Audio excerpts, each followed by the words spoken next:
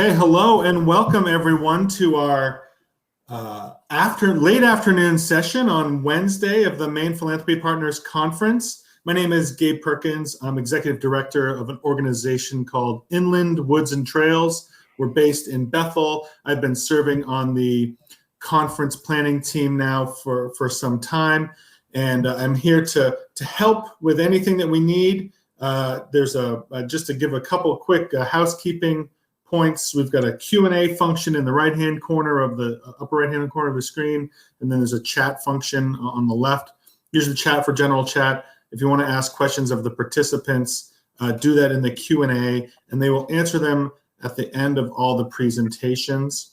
And I'm so excited for this session this afternoon. It's called Out Maine, Wabanaki Public Health and Wellness and Gateway Community Services, Fostering Belonging in Our Schools. We have a great panel today. I'm really excited for this. And so I'm going to let Jean and Sue and everyone else, and Kate and Sage, and everyone just take it away. So a wonderful 75 minutes. It's all ours. Let's go. Great. Thanks, Gabe. My name is Jean Dooley. I'm the Executive Director of Out Maine. We are based in Rockland, and we work statewide supporting and empowering lesbian, gay, bisexual, transgender, and questioning youth. And I'm really grateful to both Kate Fahey from Gateway Community Services, which serves Greater Portland area and Lewiston, Auburn for immigrant and refugee communities, and Sage Purser, who works for Wabanaki Public Health and Wellness, for helping me pull all this together and finding these amazing youth presenters. The bulk of our time today is going to be hearing from the youth, because that's really their boots on the ground and in our schools, and they can do the best to tell us what they need. I'm going to set the stage with some of the statistics from our state, what's happening here in Maine, so we can see that we really do have a problem that needs to be addressed. Again, the housekeeping, please put your questions as they come to you in the Q&A, and at the end of all the youth presentations, we will circle back around and answer as many of them as we can. And I think that's kind of where we're at. All right, so what I want to do is to share the realities that these young people are facing. And they're going to tell you their stories, and that's the most powerful. But we also need to understand what's really going on across our state. So I'm going to share my screen, assuming I can get this technology to work. Okay. That looks pretty good. And now let's see. Do you all see something here? Do you see my screen shared? Yes. Okay, great. Is it full screen, or should I make that bigger? Hit presentation. Yeah, presentation mode. All right, presentation mode. Let's see if we can do this. Perfect. How's that look? So good. That works better? Full screen? Okay, so let's go. Let's take this journey together. We're here today because we have a problem in the state of Maine, and we have a problem around our country, and it's called othering. And I'm using that term very consciously. It was specifically talked about in this very recent publication from February 2021 at the Cutler Institute, looking at the impact of systems and places on youth pathways. And othering came up as a big problem for us, and what's happening around our country. So othering is the concept of us versus them. It's an expression of prejudice that's based on group or individual identity. And there are many aspects that can cause people to be othered.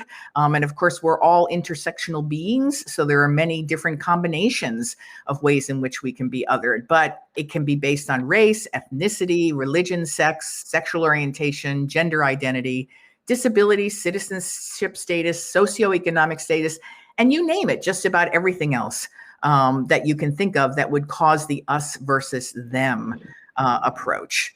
Othering is not good for anyone, but particularly not for young people. It has negative effects on the youth's interactions with many of our public systems. And we know that our young people engage in schools, healthcare systems, social support systems, community services, all kinds of youth serving organizations. And when you are othered, it builds mistrust for these public institutions. And that's a setup that leaves young people kind of left out there fending for themselves, and that is not a good thing, particularly here in Maine. It also has a profound negative impact on self-esteem and self-identity. And we know that for young people, particularly teens, that's the time when these very important aspects of who we are built up. And so when we have othering happening that has a negative effect on self-esteem and self-identity, we have a problem. We know that legal protections are not sufficient. We're seeing that over the last year in Black Lives Matter, all kinds of ways in which we're learning that we may have legal protections, but our practices are not following in line. So we know that we have systems that are still based on historical practices and norms like colonialism and white supremacy that simply do not protect people from othering, and in fact reinforce othering. And many young people here in Maine experience discrimination. They experience othering in daily interactions, which we know to be known as microaggressions. And I don't know if that's a new term for some of you, but I think I really need to kind of bring this one home. Microaggressions are thinly veiled, and not always thinly veiled, everyday instances of racism, homophobia, sexism, all kinds of ways in which people are othered. They may not rise to being unlawfully discriminating, but they are still extremely damaging to the health and well-being of the people who are hearing them. And unfortunately, I can talk from the position of queer young youth. We hear this all the time, and it's really, it almost becomes the norm, and that is not acceptable. So let's just take a moment to see what these microaggressions, and this is a short film about microaggressions heard by young queer youth in the mid-coast of Maine. So this is not far away.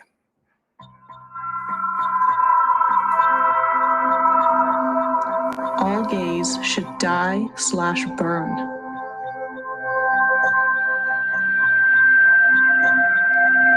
It's only a phase. You'll get over it. You'll never be a real man. He looked gay with his other haircut, but now he just looks like a faggot. What are you?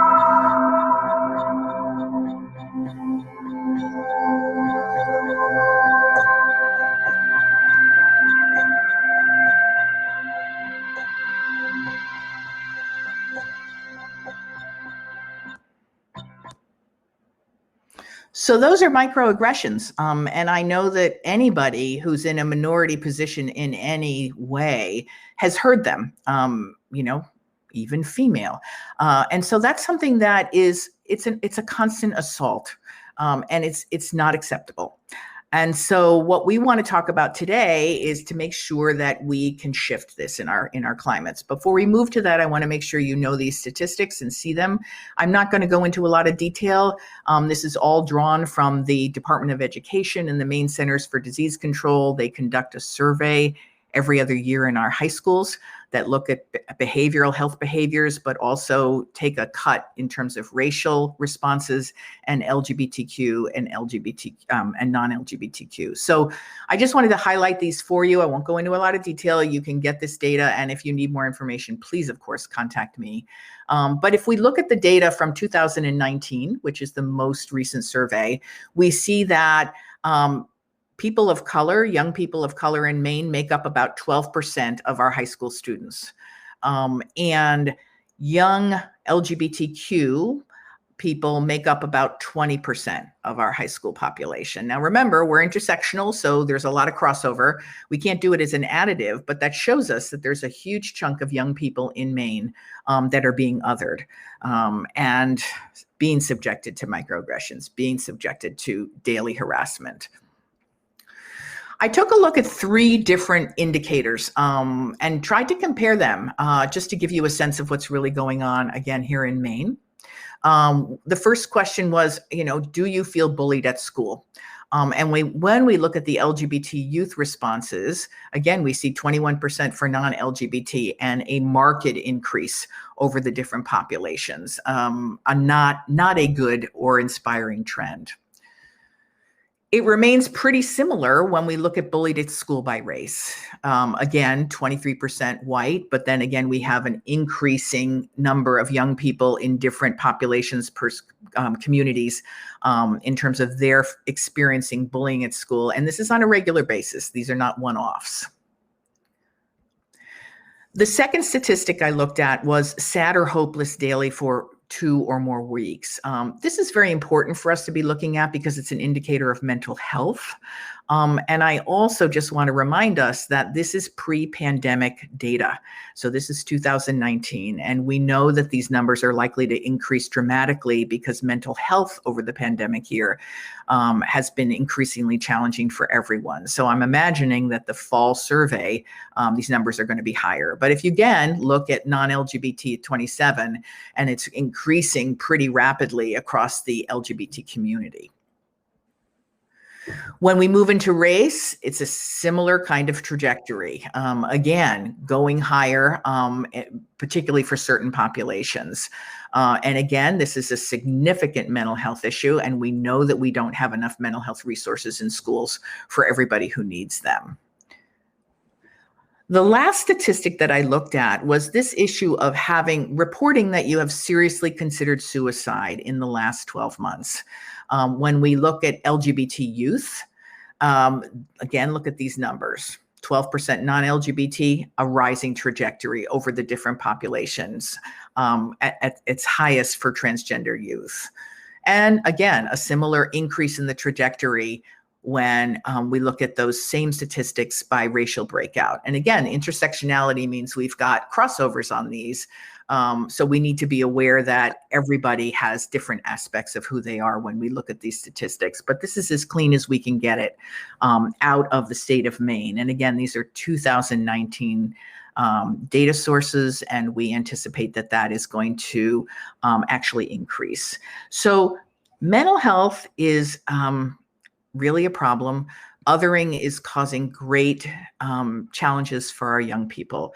And we simply need to shift how we're dealing with this. We are failing our young people.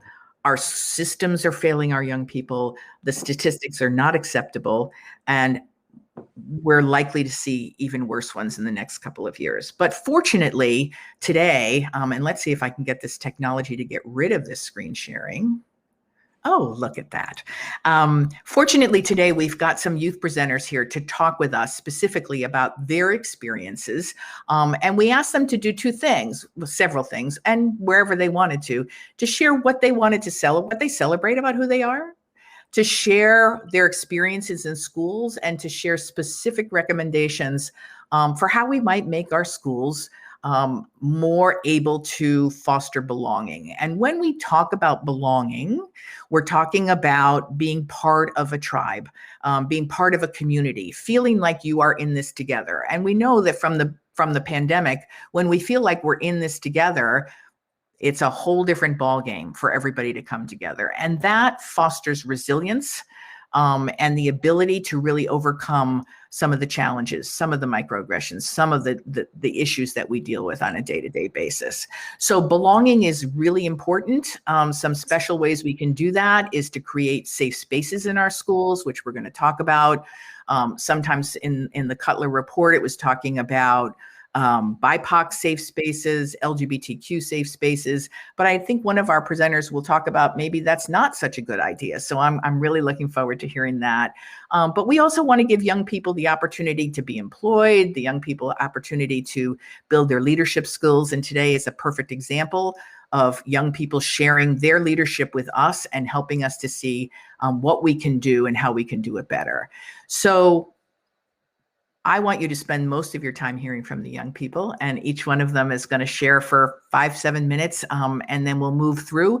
Again, questions and answers, please put them in the Q&A, and we'll circle back after everyone's presented. So to start us off, Ide, would you like to be our first presenter? Thank you for being willing to be so bold as to go first. Yes, I can start first. So my name is Ide Abdi, and my pronouns are she, her, hers, and I live in Lewiston, Maine. So one way I think our schools can celebrate a student's identity, culture, religion, and language is by like setting aside a day to focus on like a country, religion, or culture. Like an example would be like if it's like so like I mean in Lewiston there is like a large population of like Somali immigrants. So I think a good idea would be like maybe like on Somali Independence Day, just teaching other students at the school about Somalia, the country, and like the history. I think like that would be a good idea. And also like for like other countries or cultures that like different students at the school represent, just so like we can just like learn more about each other and like where we come from. And I think Lewiston does do a good job in like representing my community because there is like a large Muslim population here too. And this year was like the first year that Eid was recognized as a holiday, and we got like the whole school, like the whole district got like the day off, which was good. And next year they're also planning to like recognize 2 Jewish holidays. But something in my community I feel like that isn't taken seriously, or just like not a lot of people talk about, is mental health. And I definitely think Lewis or just the school could just like do more about like teaching students about like mental health and giving them like resources. Like I know May is a mental health awareness month, so maybe just like taking a week out of May and teaching students and letting them know that there is help and support if they need it. And a recommendation I have for the school is having like a student-led group that would represent like freshmen, sophomores, juniors, and seniors.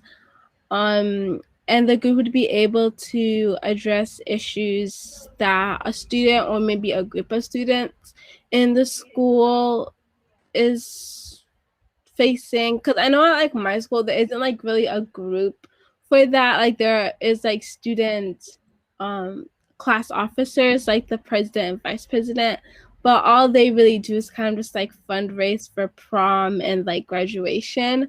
So I definitely think like creating a group that focuses on kind of changing the school and like making it better, just making the school better would be good. And I feel like it'd also be just like a good place to express like student voice. And also I think another really good idea is adopting a restorative justice policy in school. I feel like our school could definitely like benefit from that. And also it would just be like, instead of like punishing the students for doing something wrong, students would be able to give back to like the community and the school by maybe like helping a teacher after school, or like helping the janitor like clean up. And another thing is, I remember someone told me, and her father is like a teacher in Portland. I think he's a history teacher. But when that thing happened on January 6th, when the Capitol got stormed, her father created a whole lesson surrounding that. And I know at my school, like my teachers like didn't like really like talk about it. They kind of just like went on to just like teaching. So it was kind of like they just like weren't bringing awareness like what happened. So I definitely think it's like a good idea to like start like having difficult conversations with students and like just like letting them like know like what's like happening around the world, like right now, like what's happening in like Pakistan, I mean, yeah, Palestine, right? But like what's happening there, and just like educating them and like letting them know. I think and just having conversations so that students like really understand like what's happening is good. Because I feel like in school all we really do is kind of just like learn these things, and then we're just like we don't like really know like what's happening around us. So I think it'd be like a really good idea to just like have those conversations in class. And yeah, that's really all I have to say. Thank you for listening, and I'll pass it on to Zamzam. Awesome. Thanks, Ide. Awesome. Thank you for sharing. Zemzem, moving to you. Sorry, guys. Thank you.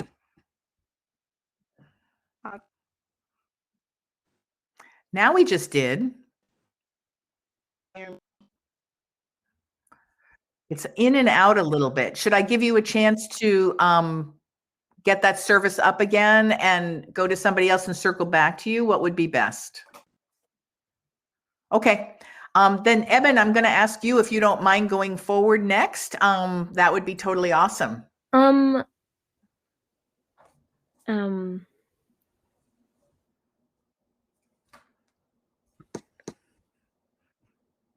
Whoops, did we lose you too?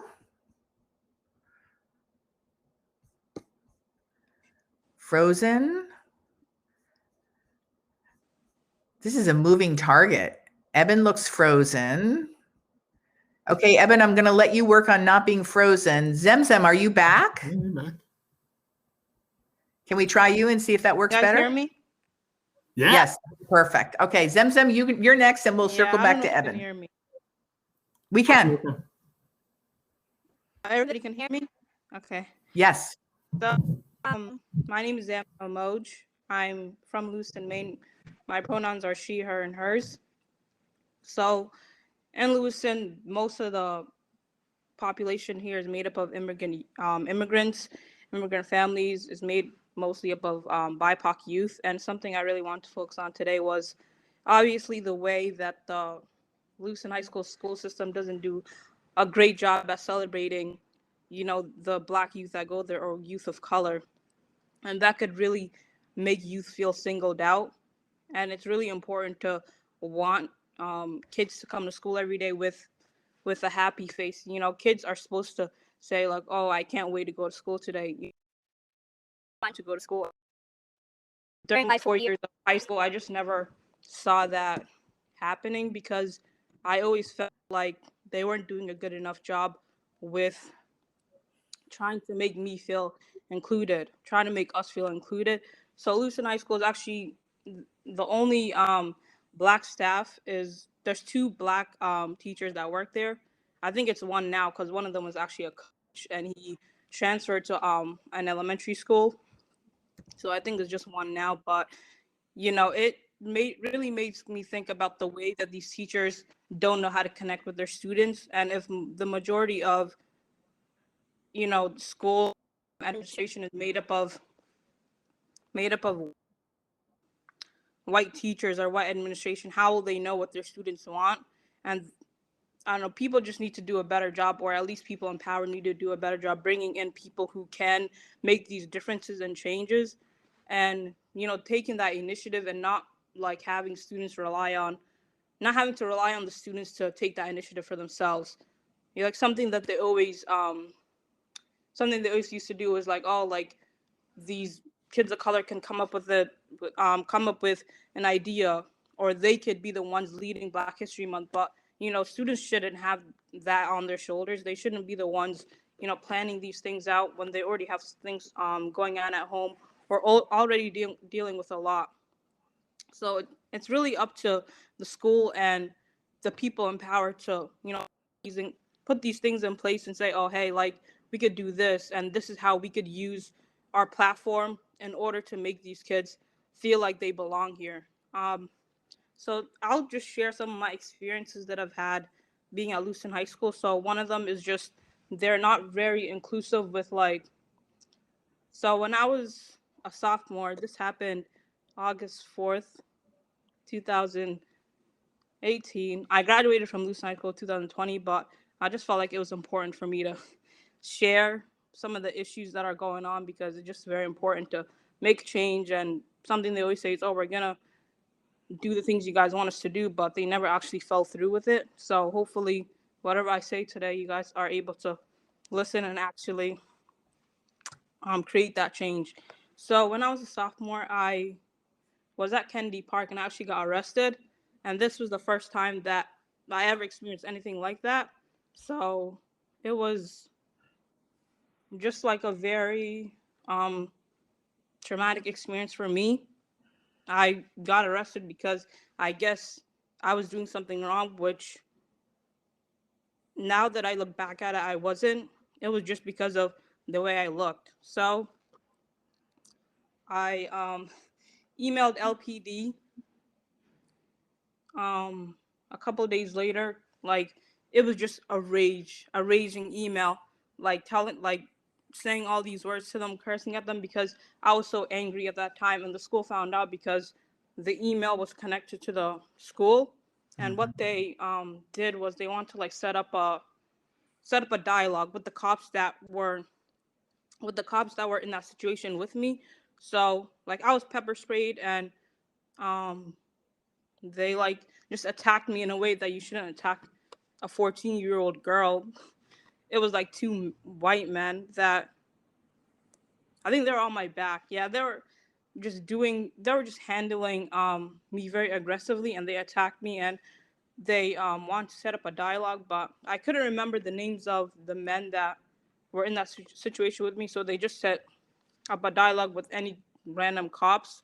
And the problem with this was that they never asked me, like, I guess they approached me as if I was, because the email, obviously there were some things in there that they didn't like I guess just the things I said. So they approached me in a way that didn't make me feel safe, and like I was a criminal, I guess.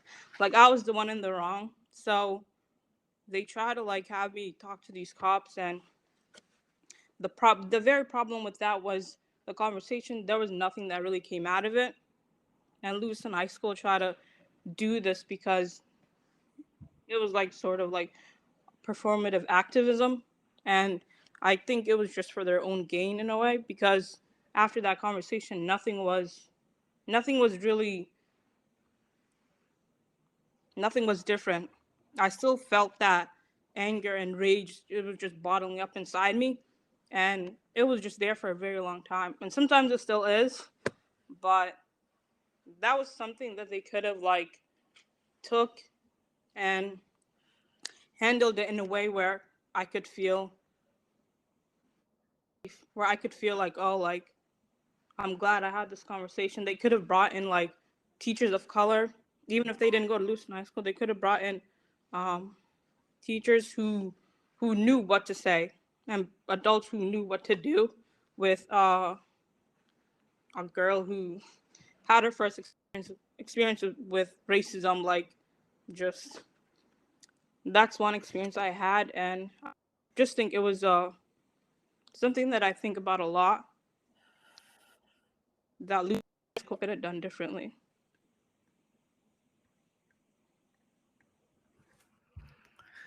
Zemzem, thank you for sharing that. That is a hard memory, I'm sure, for you. And I think it has a lot of learnings for us, both in terms of the way the school could have dealt with it and the way that the community could have dealt with it. So I really appreciate you sharing that vulnerability and that memory. So thank you very much. Thank you. Do you feel complete? Good. Awesome. Thank you. Eben, if we have you, it would be great next. Me and Sade will be presenting together. So Okay. Okay, I'll go first. Yeah. So my name is Sade. My pronouns are she, her, and hers, and I live in the Old Town Indian Island area.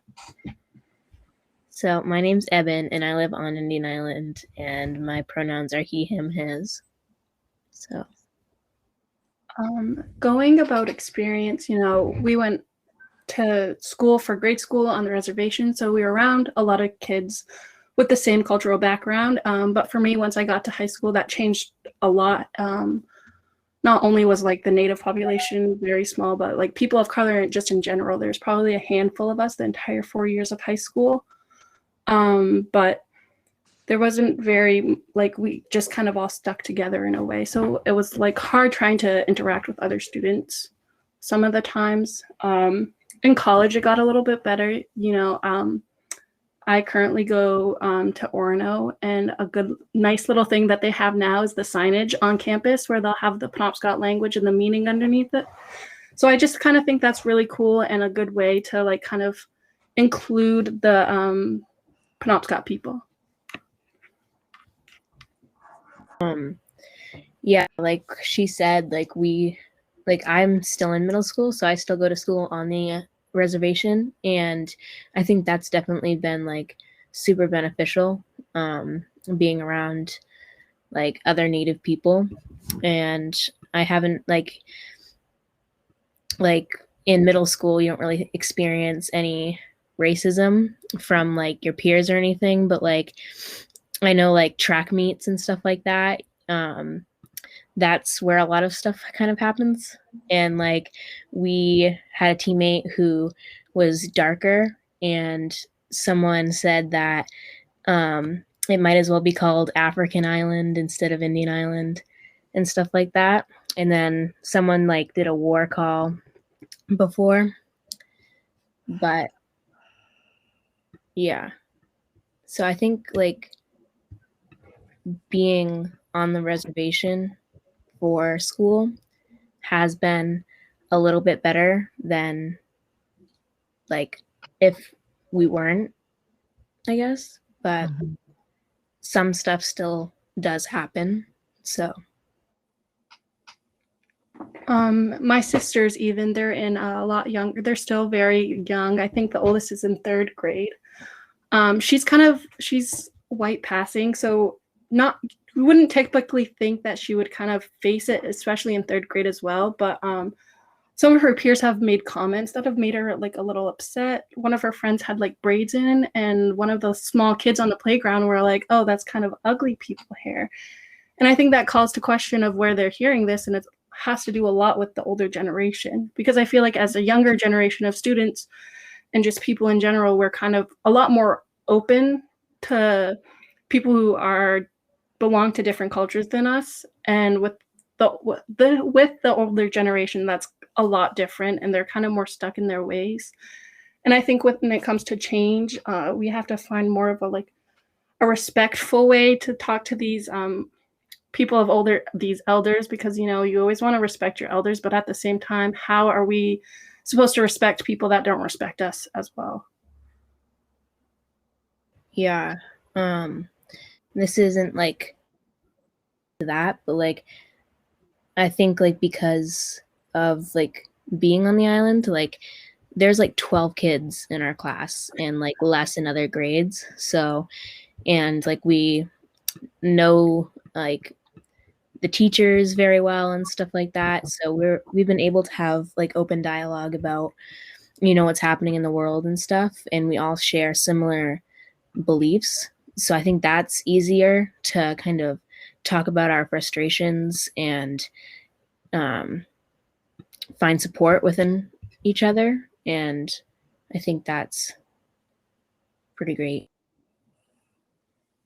I think a lot of the times the work needs to be done more with high schools and the grade schools themselves, because I mean, a lot of the college kids have that option of joining those groups that provide benefits. And like, I'm pretty sure campus, we have the Diversion and Inclusion Center where anybody can really go there and make sure that they feel included. But with high schools and elementary schools, we don't really have that access, and we don't have those group of people that we can connect with. That's more open to a larger population of people instead of just the school district itself. I agree. Like, I feel like there needs to be like diversity, like kind of training, like from young ages, like to instill it in children at a young age so that these things like don't happen. Like that's, on schools, I think. Like I said before, I have really young sisters, and they're like at the age, and I have a brother as well who's around the same age as, but they're at this age where they're really sensitive and their brains are still developing. So the things that they're here are going to affect them greatly, especially in the future as well.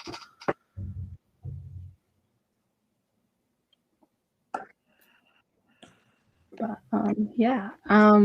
Anything more that yeah, feel free. The mascot as well, having that changed was really beneficial. I feel like it's for the Native community. I feel like it's definitely changing the way other people look at us. Like in grade school, I was asked one time if we still ride horses to school. I was literally, I think, 11 or 12. And I think changing these imageries is going to create a more, I guess, modern view of Native American people. One good thing that I do like is that for the 3 surrounding towns, we have like this group called Operation Breaking Stereotypes, which is good, but since we're all kind of around each other, like, and the group has been on for so many years, like a lot of people know about it and have been involved in it before. I think if it expanded beyond the state, that would help a lot, or other groups were created like that to break stereotypes between towns and cultures. I think that would be.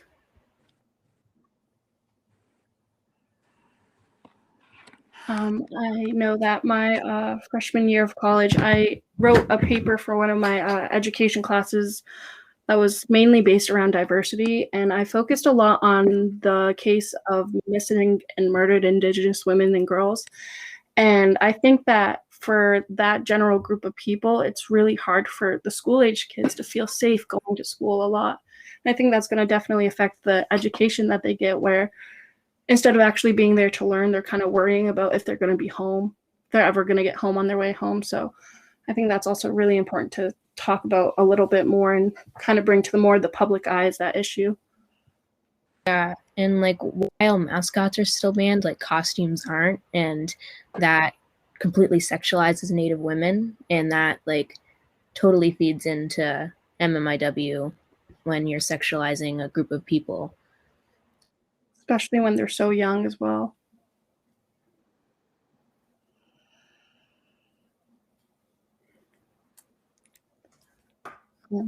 I think I've added all that I've wanted to say. I don't know about you, Eben. Yeah, I'm good. You two, that's amazing.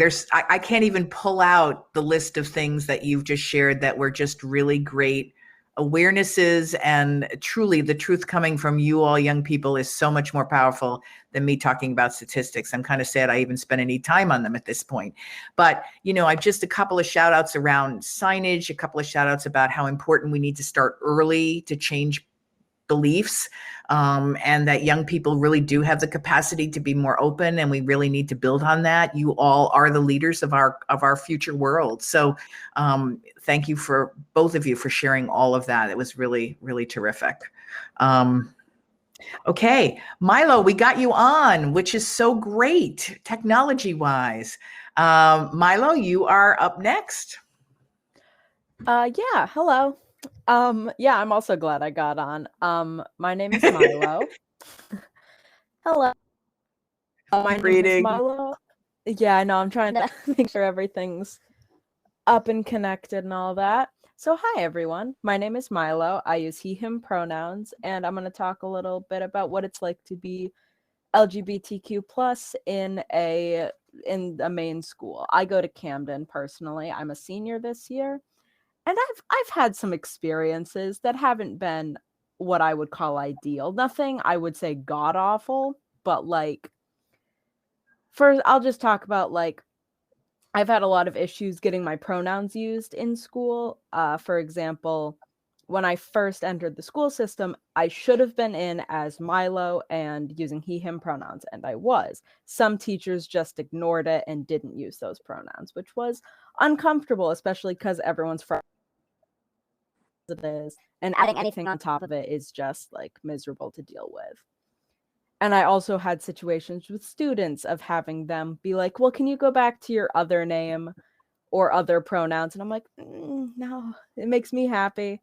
which is something I think is important for all students to be happy and comfortable, and them asking you to use certain pronouns isn't going to ruin anyone's life. Yeah, so that's just some general like setting up things. I have some notes that I'm going to be switching back and forth between. A big thing I'd like is just like things that we can change that aren't necessarily about like because I feel like a lot of stuff in schools, they talk a lot about like, here's how we can like protect the kids, which is obviously super important. And I think it's also important to learn to like celebrate that there is difference in our schools. For example, like my school has tried to do some pride things occasionally. Like I remember our freshman year, we put up a bunch of posters and we had people pulling them down or putting up anti-LGBTQ posters on the other side of the hallways.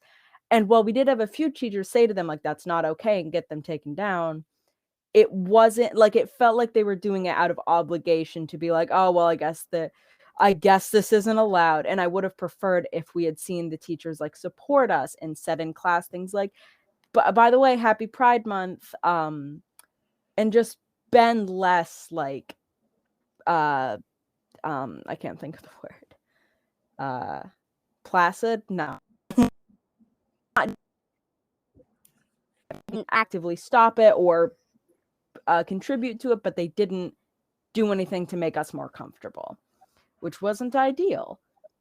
And I just thought it would be nice to like bring some color to the world and not make it like a big deal of like, well, they shouldn't be able to put up stuff for Pride. No one else puts up stuff for other months. It's like, well, we could. We'd like to. Let's decorate the school a little bit, make it pretty.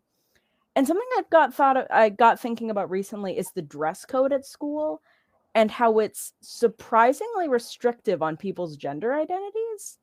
Because I was just looking through it and it says so many things about like, oh yeah, like girls can't wear this, but it's okay for boys to wear the same thing. And it was like, okay, if someone's trans and the school decides, no, we're going to see you as a girl, they're not going to let them wear something they're comfortable in, which is ridiculous. Because I think if there has to be a dress code, it shouldn't be a gendered dress code. It's like, if you don't want our shorts to like be like 4 inches above the knee or whatever, have that be the case for everyone, not just for girls. Like that's a little unfair and a little ridiculous and also incredibly sexist. Like if it's going to be 4 inches, it's 4 inches for all of us. All right. Like I was looking at the not qualifications, dress code for graduation. And it was saying, again, it was different for the men and the women. And I have non-binary friends who are graduating and they're like, which one do I follow? Can I combine them? Because it's a little, they contradict each other. So you couldn't just say, I'll just follow both of them or a combination of the two. It's really difficult. And I do actually have a teacher who runs an alternative school coming in to talk to the school about it, but I don't know if that's going to change fast enough to fix our graduation. I'd love it if it fixed it for the next year, though, because it's super uncomfortable to be told, oh, yeah, you can't wear the thing that's going to affirm your gender identity. You have to wear this. I remember like in 8th grade, we did some sort of dance thing, and like the boys were supposed to wear like suits and the girls were supposed to wear skirts. And I had been out as trans for probably the entire year, and I was still made to wear the skirt, and it was super uncomfortable. And it was a performance in front of the entire school. So it wasn't like,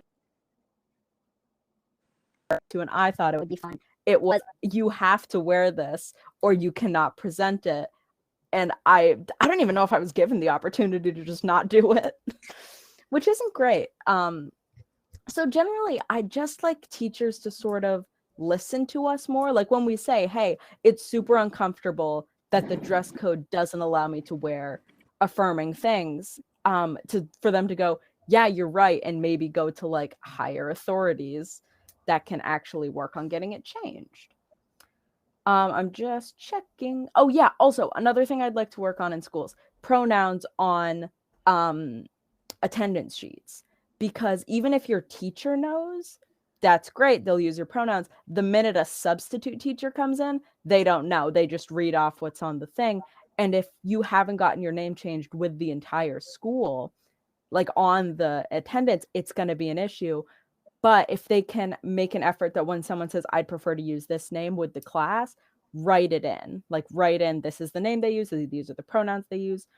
I have a teacher who at the beginning of the year, she gives us all like not worksheets, but like little pieces of paper where we put names, pronouns. Can I use this pronoun in front of the class? Can I use it in front of your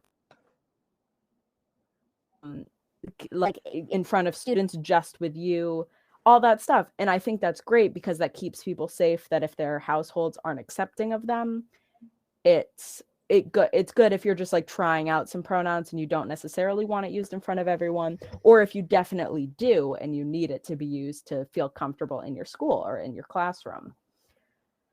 Yeah, so and it builds like mutual respect between the students and the teachers, because when they use our pronouns, it immediately makes it feel like okay, I don't have to fight this teacher to just respect my identity.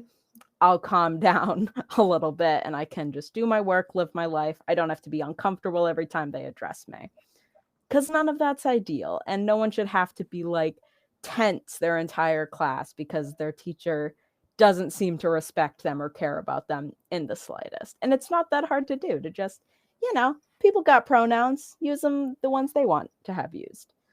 And, be friendly, all that good stuff. I think I've touched on most of the things that I meant to.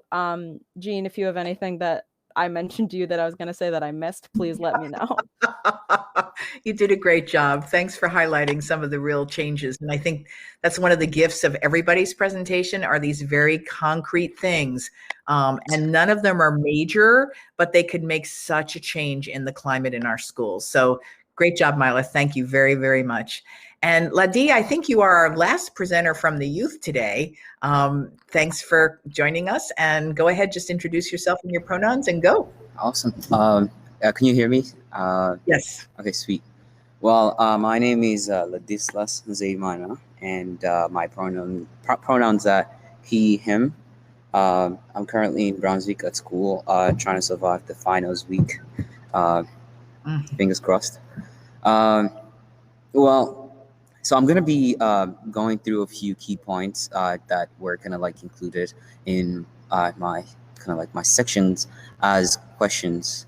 And the first topic that I will touch upon is the question that relates to how would I like my identity to be celebrated in my community or at school. And my response to this is that I would like to I would like to celebrate that I am an immigrant and I'm Black, and that I'm Black. My identity by itself represents a limitation to success, and sometimes, or not just sometimes, but more often, for a long time, it has been classified as a menace to society by some. However, the fact that I'm resilient and I still wake up in the morning, pushing through multiple systemic hindrances to achieve greater ideals is worth celebrating. I would like to celebrate that I bring a different perspective and a different set of experience at the table. And now on the issue of how could my school, I went to Deering High School, by the way, and I kind of served as student body president in other different roles, and I was a strong participant. I still am, I hope, a very strong participant in the Portland community. And my next question asks, how could my school have better facility supported or celebrated me? And my response to this is that my school did support me, and it did celebrate me by recognizing that instead of taking away, I was adding. I added new experience, I added more knowledge, I added more expertise to the school system. However, schools, not just the school that I go to or where I went, schools as a general should provide these forms of attention to all students, and not just the student that fit the status quo. In other words, good students. I feel like different students students have different ways, or such as everyone else, have different ways of engagement, and people have different passions. But what happens, what society has kind of like led us to, is this form or this norm. We all learn the same, and we all participate the same, but that just does not capture or does not push one into where their true interest lies. So I feel like I don't feel like I believe that schools should be able to should recognize that people have different ways of being engaged, and instead of trying to engage people into the same way, engage everybody else in the same way, they should explore ways of engaging different people, relating or in the ways that their passion lies. Next, I'll talk about sorry, just catching my points. How do I feel that my school could have done differently to better represent me or my community? I feel like the school system or a school community should be representative of one society. And I'm going to repeat some of the words that I say here. And what I imply by schools should be representative of one society is that students should be able to recognize themselves in the school administration. Hire more teachers, more principals, and more school administrators of color. Diversify the school community to let students recognize themselves. I always go back to Du Bois's concept of double consciousness when he talks about how Black people, in the Souls of Black Folks, actually, that's the book, in the Souls of Black Folks, when Du Bois talks about the double consciousness, and he talks about how people of color or Black people in America weren't able or are not able to recognize themselves, or they have this double consciousness, and they're born with a veil, as he says, but they're also born with this second sight, which enables them the double consciousness, a double consciousness that lets them see themselves into the eyes of the white community or the white body. And the way they see themselves is that they're not recognized by the white community, and the white community or the white body does not, and the white community or the white body see the oppressions or the struggle that the Black community or the Black body is going to. So the Black community or the Black body is always in this constant struggle of trying to achieve better or trying to get to that status quo where it reconciles its own African American or its Black body with its American identity. And that's that struggle that's always there. And in the school system, what you're gonna see a lot is that most minority students don't achieve as well as their white counterparts.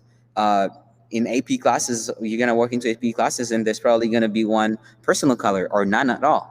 And you ask yourself, well, why is this happening? And that's where this point or this notion that you should be able to recognize them and push them, encourage them, encourage students to participate into more aspects of their school careers. And lastly, I think I'm gonna touch upon what recommendation. I think I just talked a little bit about recommendation, but more on like what recommendation what recommendation I have for the school system trying to decolonize their curriculum or their system and structures. However, before I touch upon this, I'll touch on the point of how should school become a more welcoming and fostering a belonging feeling, or how should, like in general, how should school be more welcoming? And in a sense, I feel like I have a rhetoric question, which is, when you have guests in your house, how do you make sure that they feel comfortable? I mean, in a sense, I feel like asking the question is there's goodwill behind this question, but in another sense, once you analyze it, is that it recognizes that, like, it characterizes people as different, and what it's saying is that, hey, there's different people, you have to treat them differently, you have to welcome them differently, but like in reality, it's not. You have to be genuine in your action. Same way you welcome a person in your house and you're happy to see them is the same treatment that you should give to another person. And that's the same treatment that you should bring into the school to ensure that everybody feels like they belong or everybody feels welcomed. And that's going to improve not just participation, but the standard of life in the school system. And lastly, talking about the recommendation on how to decolonize the curriculum or the school system. And my recommendation is to diversify classes. Offer classes that focus on exploring how other identities or races have shaped America into what America is right now. Instead of focusing on a primitive historical knowledge, history classes should talk about indigenous people, the contribution of indigenous people, teach more about the contribution of Asian American, Latina, and Black Americans to ensure that when young people walk out of high school, they're empowered with this knowledge of their contribution to society, and that no one else will come and be like, hey, you're this, like you're less than, or you don't have any contribution to this society, because that's a lie.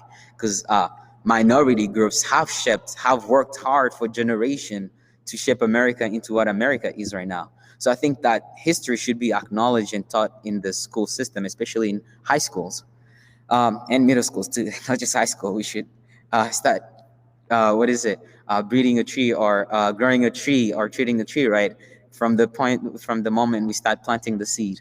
And lastly, I believe that libraries and literature classes should be diversified. Instead of focusing on the Western canon, schools should include books by other authors of colors and of different races. Teach about the Great Migration by Arabelle Lynn, or talk about the history of the Chicano movement, or the Japanese internment camp. I can say internment camp right now. I apologize. However, what I'm saying is that libraries and that students should be given the opportunity to learn more about who they are and their identity and how that has contributed to the great history of the world as a whole, instead of just being taught lessons that diminish their identity and portray them as less than or as non-contributors to the society that we have. And I think those are all my points that I prepared for today. And I thank you all for your time. Thank you. Ladid, talk about bringing it all home. I mean, that was so beautifully done, like recognize, encourage, step in, help them take access and use all the resources that we have, all of the gifts that everybody brings from diverse communities and populations, that those are additive to all of our experiences, and really more than worth celebrating. So thank you for doing such a great job. And I'm clear that your finals are going to be a rock star this week. So don't you worry about that. We had one question, I think, and it's kind of open to the group. I'd love to hear people's feedback. The question was, this person was so impressed with everybody and all of the contributions, and frankly, I'll put this word in, but the wisdom of every one of you, and was interested to hear what plans any of you have for after high school. And I know maybe one of us or two of us is gone, but if anyone knows for family members or other things, what are your plans after high school? You have so many gifts, each one of you. How are you going to go forth into the world? Anybody want to answer that one?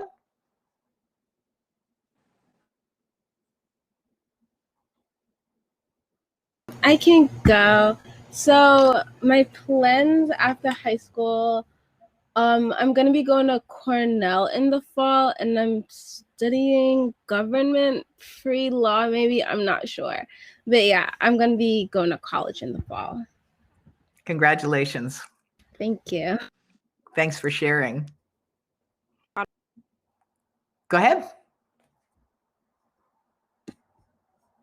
Oh, who did I lose? Did somebody say yes? Then got kicked off. Oh. Yeah. And Zemzem was the one who was supposed to talk. Oh, anybody else want to share? Yes, go ahead, Milo. Yeah, I'm going to the University of Maine at Farmington after I graduate next fall, and I'm going for creative writing. Yay. Milo has amazing poetry to share with anybody who is, and a lot of wisdom in his poetry. So it's really cool. Great. Thank you. Others may not be college, maybe something else you got planned. It's all good.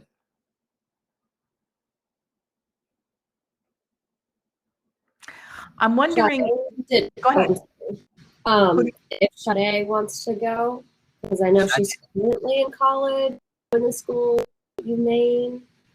Yeah, so I'm going into my third year of early childhood education with a possible minor in psychology. I don't really know necessarily if I'm going to stick with that, but that's kind of the plan as of right now. And is no longer on our chat or in our panel right now, but he's currently in 8th grade and he will be going to John Baptist, and he has hopes to go to law school and be a lawyer.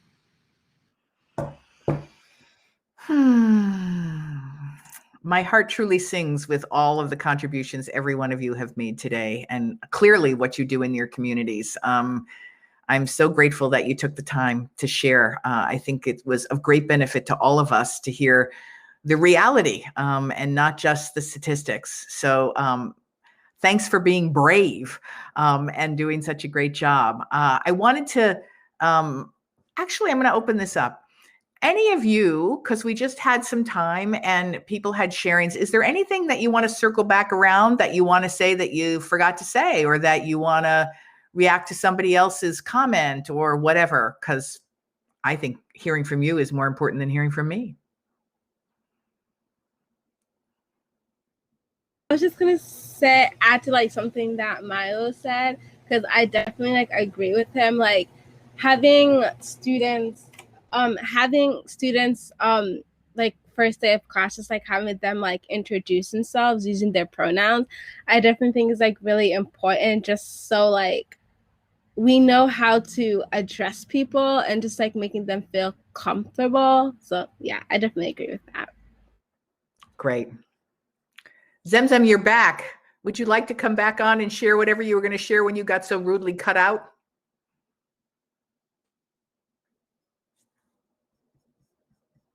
Maybe we can't hear. All good.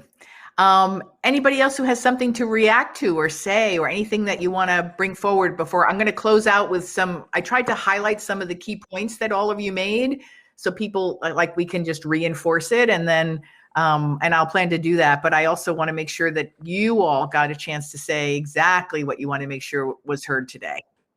Anything you want to circle back on?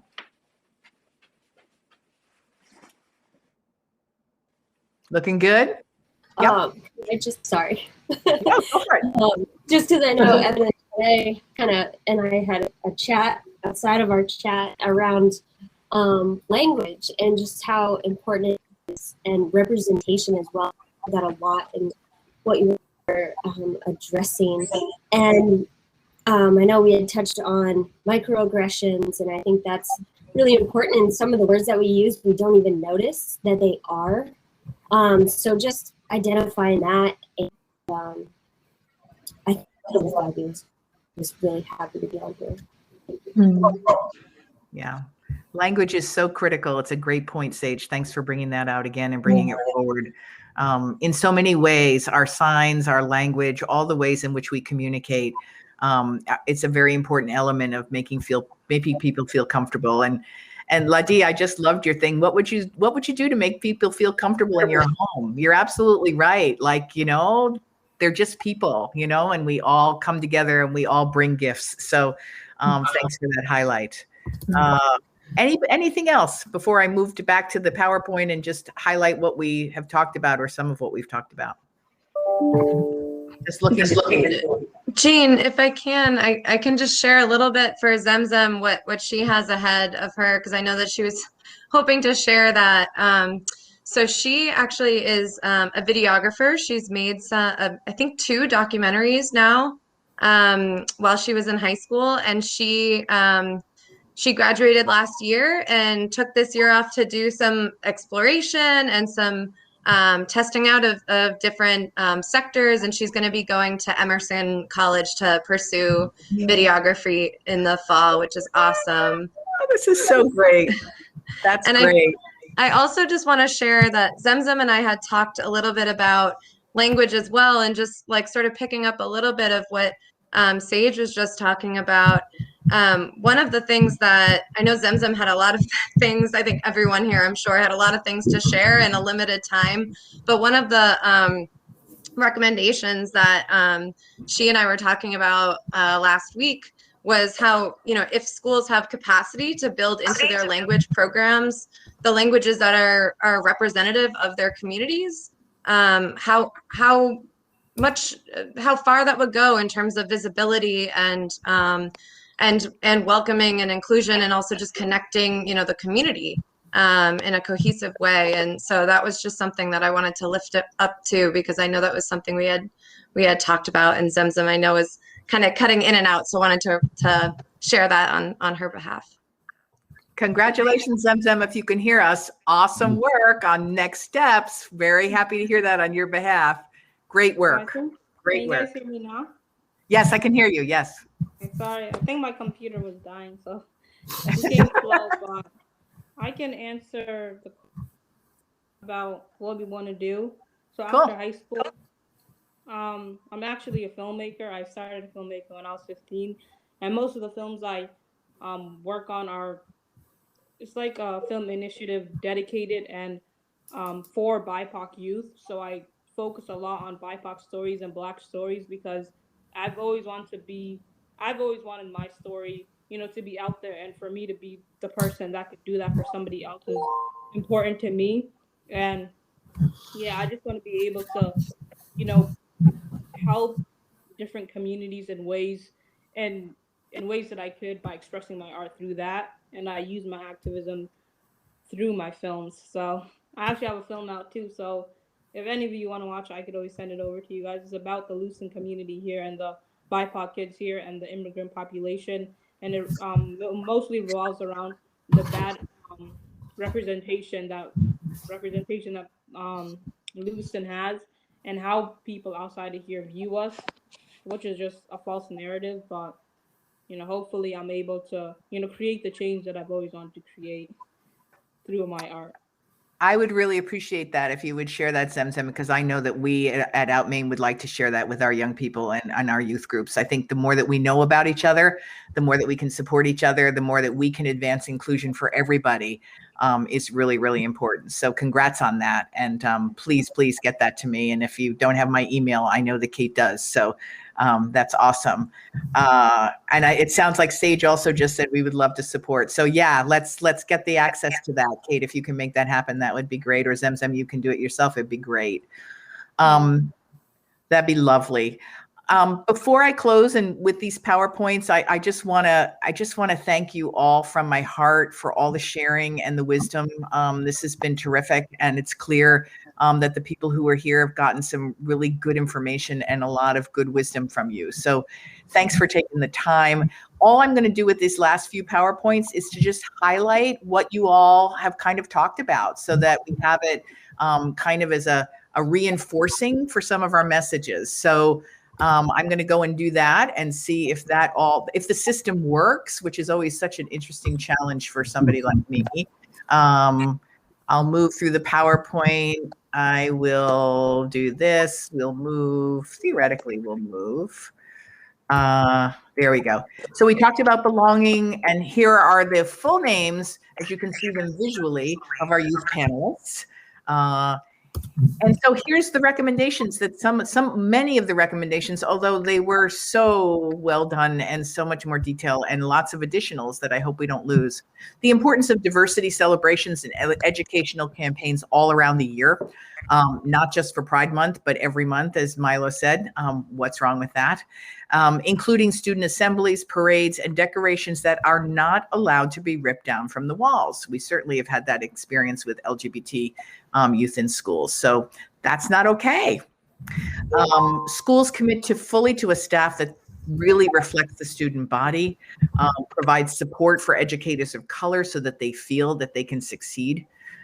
This is a big one, diversifying, not that any of these are not big, but diversifying our curricula so that it really represents our young people, normalizing all these experiences, Africana, Middle Eastern, Latin American, LGBT, Indigenous peoples, and their contributions.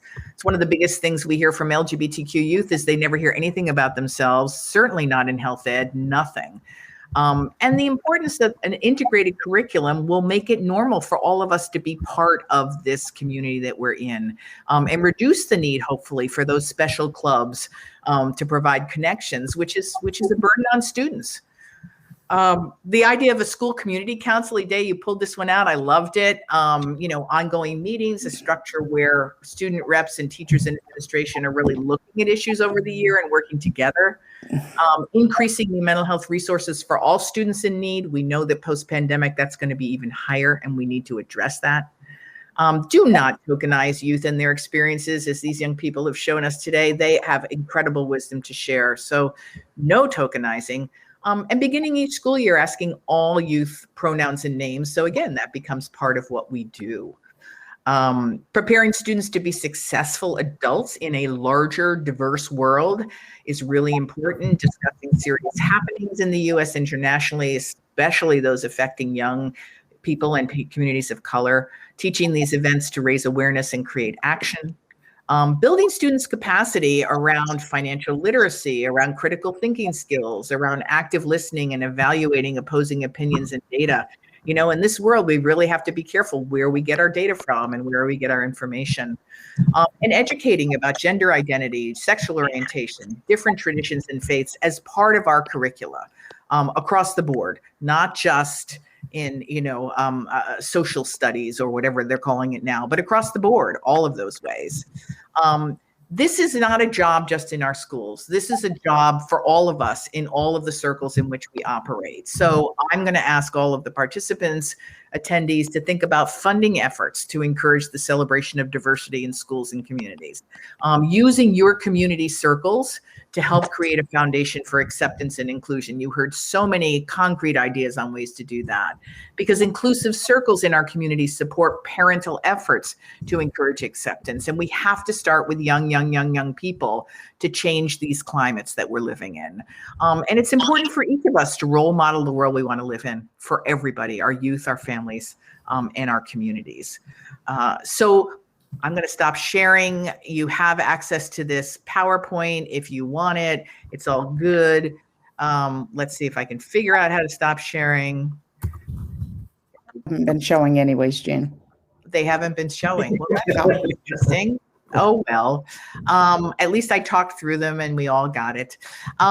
Any closing comments? Anybody have anything that they want to share before we close? We did an amazing job in 75 minutes. I think one thing that I don't know if I could add anything. I just didn't have any time to say it, but something that's very important is to have therapists at school. I think that a lot of people can mix counselors with therapists. It's like when I was going through something, they made me go to the school counselor, which was just a very bad idea, and I didn't get no help at all. So for them to be able to provide therapists at school would be very important. Just in-school therapists to be there at all times when a student needs something, because that's very important, and especially therapists of color. That's very important, so that there's that emotional connection, and so that they can understand what a student really needs and how to help a student and make sure that they feel safe. And I know that's what I needed after the experience I had, but I just never got that, and I don't want any student of color going through something like that. So for them to be able to, for schools all over the U.S. to be able to provide something like that is very important. Not just counselors pretending to be therapists, but actual therapists that can help BIPOC youth, especially because the mental health is just something that's swept under the rug, and kids like us need to be able to have emotional support because we don't have it at home. Yeah, that's all I want to add. I don't think I could have said that better, Zemzem. You got that one. You did that beautifully. Thank you. Thank you. Again, thanks to everybody today. I'm very grateful. If you want more information, you want the PowerPoint, jean@outmain.org, I can send that to you, or I know you can get it through the Maine Philanthropy Conference materials too. So thank you all again, especially to our youth, rock stars, every one of you. Much gratitude for you taking the time. Thank you, thank you, thank you. Bye. Thanks all. We'll be back tomorrow at 9 a.m. And there's a survey for this session in the chat. And just thank everybody for being open and sharing and providing such tangible, certainly seems doable changes, just like you said, Jean, for our schools to provide a more inclusive and belonging place in our schools. So thank you all. This is really powerful and inspiring, and enjoy the afternoon. Thank you.